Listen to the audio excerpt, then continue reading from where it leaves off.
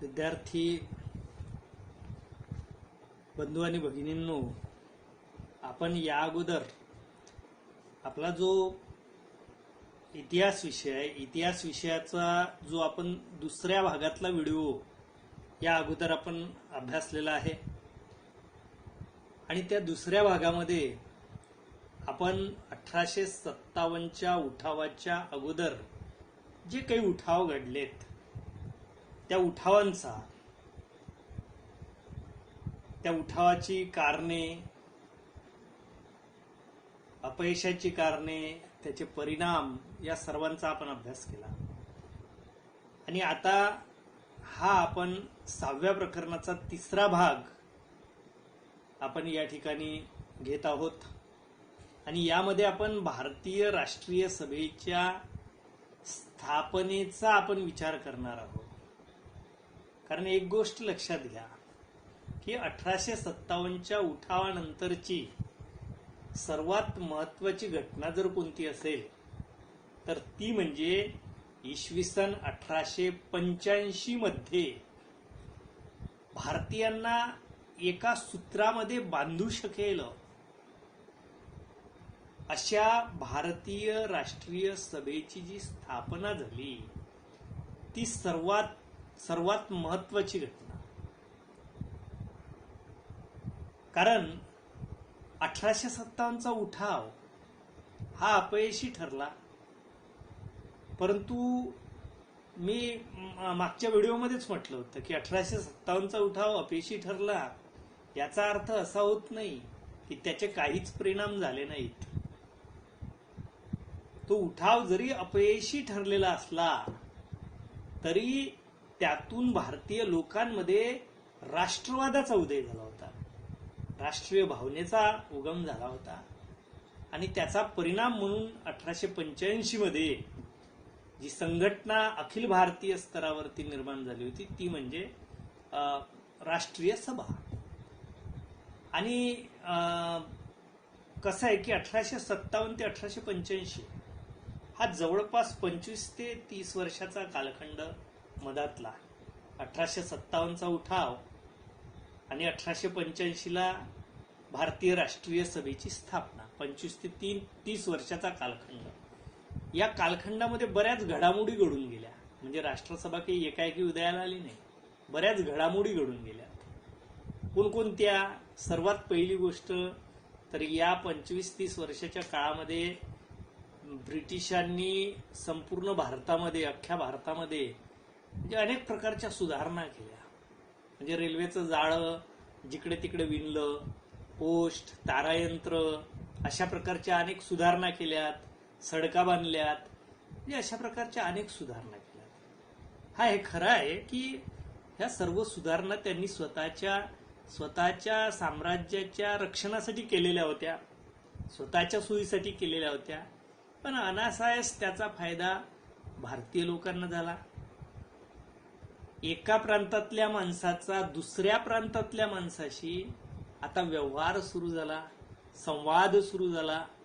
त्याच्यातून एकमेकांच्या प्रदेशाबद्दलचा माहिती सर्वत्र देता आली.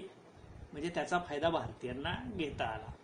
दुसरी गोष्ट म्हणजे इंग्रजांचं जे शोषक साम्राज्य होतं, त्या शोषक साम्राज्यवादाच्या विरुद्ध जसा आर्थिक राष्ट्रवाद 1857च्या उठावाच्या अगोदर सुद्धा उभा राहिला होता. आपण पाहिले 1857च्या उठावाच्या अगोदर सुद्धा अनेक उठाव झाले होते. त्याचप्रमाणे या राष्ट्रीय म्हणजे हा जो मधातला कालखंड आहे, या मधातल्या कालखंडामध्ये सुद्धा अनेक शेतकऱ्यांनी उठाव केले, अनेक लोकांनी उठाव केले, आदिवासींनी उठाव केलेत. वासुदेव बळवंत फडक्यांचा उठाव प्रसिद्ध आहे भारतामधला. आद्य क्रांतिकारक आपण म्हणतो वासुदेव बळवंत फडक्यांना. त्यांनी जो रामोशी, भिल्ल, कोळी, धनगर या सर्व लोकांना एकत्र घेऊन केलेला जो उठाव होता, त्याचप्रमाणे संथाल नावाची बिहारमधली आदिवासी जमात होती, त्यांनी केलेला उठाव असेल, किंवा निळीच्या शेतामध्ये जे मजुरांवर किंवा भारतीय कामगारांवर किंवा भारतीय शेतमालकांवरती ज्या गोरे मळे मालक जे अन्याय करायचे त्याच्यामुळे निळीचा उठाव झालेला होता. म्हणजे अशा प्रकारच्या घटना घडत गेल्या.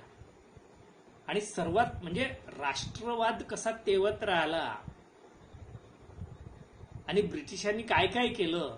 सर्वात महत्वाची गोष्ट म्हणजे या काळामध्ये ब्रिटिशांनी एक महत्वाची गोष्ट केली.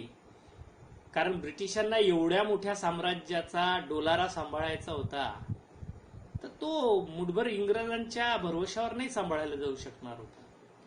त्याच्यामुळं ते साम्राज्य चालवण्यासाठी ज्या लोकांची गरज होती, ज्या कारकुनांची म्हणा गरज होती, असा वर्ग, सुशिक्षित वर्ग तयार करणं आवश्यक होतं. आणि म्हणून ब्रिटिशांनी एक गोष्ट केली की भारतामध्ये पाश्चात्य शिक्षण द्यायला सुरुवात केली. म्हणजे इंग्रजी भाषेचं शिक्षण द्यायला सुरुवात केली.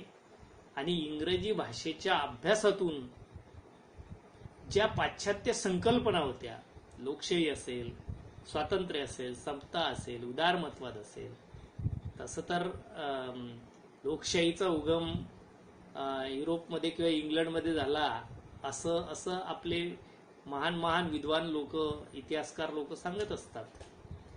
परंतु ऍक्च्युली भारतीय संस्कृतीचा जर अभ्यास केला तर भारतात हजारो वर्षापूर्वीच लोकशाही अस्तित्वात होती.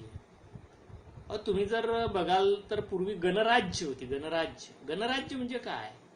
गणराज्य म्हणजे लोकशाही पद्धतीनं चालणारी राज्य. श्रीकृष्णाचं राज्य, यादव वंशाचं राज्य, मथुरेचं राज्य. आपण श्रीकृष्णाला राजा श्रीकृष्ण कधीच म्हणत नाही. जसं रामाला राजा राम म्हणतो तसं श्रीकृष्णाला राजा म्हणत नाही, कारण तो गणराज्याचा प्रमुख होता. म्हणजे लोकशाहीवर आधारित असलेल्या राज्याचा तो प्रमुख होता. म्हणजे लोकशाहीचा उगम हा भारतात झालेला आहे. आपण आपल्या पूर्वजांची कामगिरी कधी उघडून पाहत नाही, चिंतन करत नाही. आणि बस इंग्रज साहेबांनी सांगितलं ना म्हणजे मग ते शिरोधार्य म्हणायचं. बस साहेबांनी सांगितलेलं, आमची बुद्धी, आमची अक्कल बस तेवढीच चालणार नाही का. आम्ही कधी आमची संस्कृती तपासण्याचा, शोधण्याचा, मूळ शोधण्याचा कधी प्रयत्न करत नाही. आणि आम्हीच लोक आपल्या संस्कृतीवरती मात्र काय म्हणतात ते ताशेरे ओढत राहतो. परंतु त्या काळामध्ये जो सुशिक्षित वर्ग तयार झाला इंग्रजी शिक्षण घेऊन, त्यांच्यामध्ये या सर्व गोष्टी यायला लागल्यात. त्यांना वाटायला लागले की आपल्या देशामध्ये पण लोकशाही असावी. आणि त्यासाठी राष्ट्रवादी भावनेचा विकास करण्यामध्ये या सुशिक्षित वर्गाने फार मोठी यावेळेस भूमिका वठवलेली आपल्याला दिसून येते. म्हणजे याचा अर्थ असा की राष्ट्रीय शिक्षण जे आहे हे जागृतीचं आणि भारतीय समाजातील सुधारणेचं एक फार मोठं साधन बनलेलं होतं. आणि खरे तर या काळामध्ये भारतीय समाजामध्ये सुद्धा अनेक समाज सुधारकांनी जागृती घडवून आणलेली होती. कारण भारतीय समाजामध्ये ज्या काही अंधश्रद्धा होत्या, अज्ञान होतं, ते दूर करणं आवश्यक होतं. आणि त्या मागे अनेक समाज सुधारकांचं महान काम आहे. मग महात्मा ज्योतिबा फुले असेल, पंडिता रमाबाई असेल, सावित्रीबाई फुले असतील, किंवा अन्य आपले राजा राममोहन रॉय असेल, असे अनेक आचार्य बाळशास्त्री जांभेकर असेल महाराष्ट्रामधले, अशा अनेक अनेक समाजधुरीणांनी हे कार्य केलेलं होतं. आणि त्याच्यामुळे समाज जागृती घडून आलेली होती. आणि ज्यावेळेस पाश्चात्य शिक्षण भारतात आलं त्याच वेळेस, त्याच काळामध्ये ब्रिटिश राज्यकर्त्यांनी वृत्तपत्रे काढायला सुद्धा प्रोत्साहन दिलेलं होतं. आणि त्याचा परिणाम असा झाला की वृत्तपत्रातून ब्रिटिश राज्यकर्त्यांच्या धोरणाबद्दलची माहिती भारतीय लोकांपर्यंत पोहोचायला मदत झाली. म्हणजे म्हणण्याचं तात्पर्य असं की ह्या ज्या सर्व गोष्टी आहे, या सर्व गोष्टींचा परिणाम म्हणून भारतामध्ये नवयुग साकारलं गेलं असं म्हणायला हरकत नाही. 1885 मध्ये राष्ट्रीय सभेच्या रूपाने एका नवयुगाची ध्वजा फडकल्या गेली असं म्हणायला हरकत नाही. म्हणजे भारतीय राष्ट्रीय सभेची स्थापना ही जी राष्ट्रवादी वाटचाल आहे, या राष्ट्रवादी वाटचालीतील एक महत्वाचा टप्पा आहे. असं म्हणा की भारतीय राष्ट्रवादाचा तो एक स्वाभाविक आविष्कार होता. आणि म्हणून हे जे हे आहेत राष्ट्रसभेचा उदय हा या मधातल्या काळामध्ये ज्या घटना घडल्या त्याच्या प्रभावातून निर्माण झालेला आहे असं आपल्याला म्हणता येऊ शकते. आणि त्याच्यामुळे भारतीय राष्ट्रीय सभेच्या स्थापनेची पार्श्वभूमी काय आहे त्याचा अभ्यास आपल्याला इथे करावा लागेल. कारण भारतीय राष्ट्रीय सभा स्थापन होण्याच्या अगोदर अशा अनेक प्रकारच्या प्रादेशिक संघटना निर्माण झाल्या होत्या की त्याचा परिणाम म्हणून भारतीय राष्ट्रीय सभेची पार्श्वभूमी तयार झाली. म्हणून अशा कोणकोणत्या प्रकारच्या संघटना यावेळेस उदयाला आलेल्या होत्या त्याचा सुद्धा आपल्याला इथे अभ्यास करावा लागतो. आणि म्हणून भारतीय राष्ट्रीय सभेची स्थापना काही योगायोगानं घडून आलेली नव्हती, तर बऱ्याच प्रादेशिक संघटनांनी जी जनजागृती केली त्याचा हा परिणाम होता. आणि म्हणून काँग्रेसच्या स्थापनेपूर्वी विविध प्रश्नांना वाचा फोडण्यासाठी बंगाल असेल, मुंबई असेल, मद्रास असेल अशा ठिकाणी अशा प्रांतात ज्या विविध संघटना निर्माण झाल्या त्याचा आपण थोडक्यात आढावा घेऊया. पहिली गोष्ट म्हणजे इसवी सन 1837 मध्ये कलकत्ता या ठिकाणी लँड होल्डर असोसिएशन नावाची एक संस्था स्थापन केली होती. द्वारकानाथ टागोर नावाचं प्रभावी नेतृत्व या लँड होल्डर असोसिएशनला होतं. आणि लँड होल्डर असोसिएशनचा उद्देश होता की जो जमीनदार वर्ग आहे या जमीनदार वर्गाच्या हिताचं रक्षण व्हावं, या जमीनदार वर्गाचे हितसंबंध जोपासले जावेत. Land holder association. त्याच्यानंतर 1839 मध्ये लंडनला राजा राममोहन रॉय यांचे जे स्नेही होते म्हणजे यांचे जे मित्र होते विल्यम ॲडम्स यांनी एक संघटना काढली होती जिचं नाव होतं ब्रिटिश इंडिया सोसायटी. पहिले लँड होल्डर्स असोसिएशन द्वारकानाथ टागोरांनी काढली जमीनदाराच्या हिताचं रक्षण करण्यासाठी. आणि त्याच्यानंतर ही विल्यम ॲडम्स राजा राममोहन रॉय यांचे जे सहकारी होते त्यांनी इंग्लंडमध्ये लंडनला जी संस्था काढली तिचं नाव होतं ब्रिटिश इंडिया सोसायटी. आणि तिचा उद्देश हा होता की इंग्लंडमध्ये राहणारे जे काही भारतीय लोक आहेत त्यांना कळावं की ब्रिटिश इंडियामध्ये काय चालू आहे आणि ह्या गोष्टी त्यांच्यापर्यंत जाव्यात, हा त्याच्या मागचा हेतू होता. त्याच्यानंतर 1843 मध्ये आणखी एक संस्था उभी राहिली, बंगाल ब्रिटिश इंडिया असोसिएशन किंवा बंगाल ब्रिटिश इंडिया सोसायटीची स्थापना द्वारकानाथ टागोरांचे जे मित्र होते जॉर्ज थॉम्सन यांनी केली होती. त्याच्यानंतर 1851 मध्ये आणखी एक संस्था स्थापन झाली ब्रिटिश इंडियन असोसिएशन. आणि ही संस्था जी आपण सुरुवातीला लँड होल्डर्स असोसिएशन पाहिली ती आणि बंगाल ब्रिटिश इंडियन असोसिएशन जी पाहिली ती, या दोघांच्या माध्यमातून लँड होल्डर्स आणि बंगाल ब्रिटिश इंडिया सोसायटी या दोघांना एकत्र करून या ब्रिटिश इंडियन असोसिएशनची स्थापना झाली होती. आणि या संस्थेनं काय केलं की त्या संस्थेचे जे प्रभावी नेते होते हरिश्चंद्र मुखर्जी यांच्या माध्यमातून भारतीय जनतेच्या ज्या काही तक्रारी असतील किंवा भारतीय जनतेच्या ज्या काही गाऱ्हाणे असतील, समस्या असतील, त्या इंग्लंडमध्ये ब्रिटिश पार्लमेंटमध्ये नेऊन म्हणजे त्यांनी तिथपर्यंत पाठवल्या. एखाद्या म्हणजे सदस्याच्या माध्यमातून, MLAच्या माध्यमातून त्या तिथपर्यंत पाठवण्याचं काम या ब्रिटिश इंडियन असोसिएशननं केलेलं होतं. आणि 1866 मध्ये त्याच्यानंतर इंग्लंडमध्येच लंडनमध्ये आणखी एक संघटना स्थापन झाली होती जिचं नाव होतं East India Association. Dadabhai Naoroji आणि व्योमेशचंद्र बॅनर्जी, भारताचे पितामह ज्यांना म्हणतो ते दादाभाई नौरोजी आणि व्योमेशचंद्र बॅनर्जी या दोघांनी मिळून ही संघटना ईस्ट इंडिया असोसिएशन स्थापन केली होती की जिच्या माध्यमातून जागृतीचे प्रयत्न केले गेले.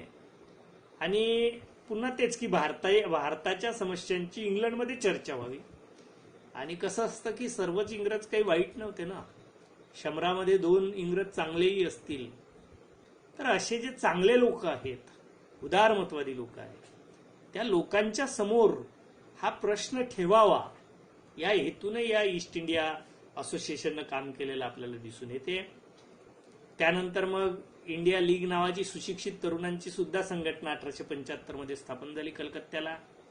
परंतु या सर्वांमध्ये सर्वात महत्वाची जी संघटना होती ती म्हणजे 1876 मध्ये जी इंडियन असोसिएशन नावाची एक संघटना स्थापन झाली होती. ही महत्वाची संघटना होती कारण हिचे जे नेते होते या इंडियन असोसिएशन या संघटनेचे ते होते सुरेंद्रनाथ बॅनर्जी, बंगालचे प्रसिद्ध नेते सुरेंद्रनाथ बॅनर्जी, क्रांतिकारी नेते सुरेंद्रनाथ बॅनर्जी यांनी स्थापन केलेली ही संघटना होती. आणि त्यावेळेस बॅनर्जींनी सांगितलं की ही जी संघटना आहे इंडियन असोसिएशन, ही संघटना समान राजकीय हितसंबंधाच्या आणि आशा आकांक्षांच्या जाणीवांद्वारे म्हणजे ब्रिटिशांना म्हणजे भारतीय लोकांमध्ये जागृती निर्माण करायची.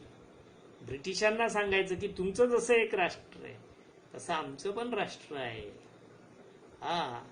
जसं तुमच्या देशाला स्वतंत्रता हवी आहे, सार्वभौमत्व हवंय, तसं आमच्या देशाला पण सार्वभौमत्व मिळायला पाहिजे. म्हणजे ह्या ज्या गोष्टी आहे आणि एक आशा आकांक्षा की का मिळू शकणार नाही आपल्याला स्वातंत्र्य, भारतीय लोकांमध्ये या जाणीवा निर्माण केल्या. भारतातील भिन्न वंशीय लोक असेल, भिन्न जातीचे लोक असतील, त्या लोकांमध्ये एकी घडवून आणण्यासाठी संस्था प्रयत्न करेल हे सुरेंद्रनाथ बॅनर्जींनी त्यावेळेस जाहीर केलं, सांगितलं. आणि याचाच परिणाम म्हणून 1883 मध्ये कोलकाता या ठिकाणी एक अखिल भारतीय परिषद त्यावेळेस सुरेंद्रनाथ बॅनर्जींनी या इंडियन असोसिएशनच्या माध्यमातून आयोजित केली. म्हणजे हे एक संघटना जी होती तिचा एक दृष्टिकोन जो होता तो महत्वपूर्ण आहे.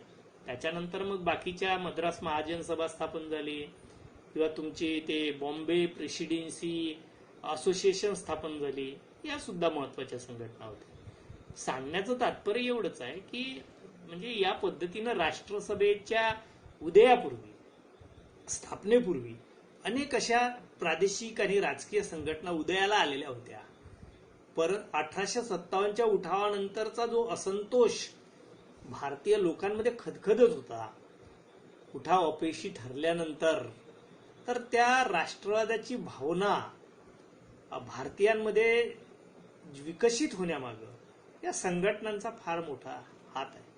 कारण ही जी मधातली गॅप आहे 1857 ते 1885, ही मधातली गॅप भरून काढण्याचा जो प्रयत्न आहे तो या संघटनांनी केलेला आपल्याला दिसून येतो या ठिकाणी.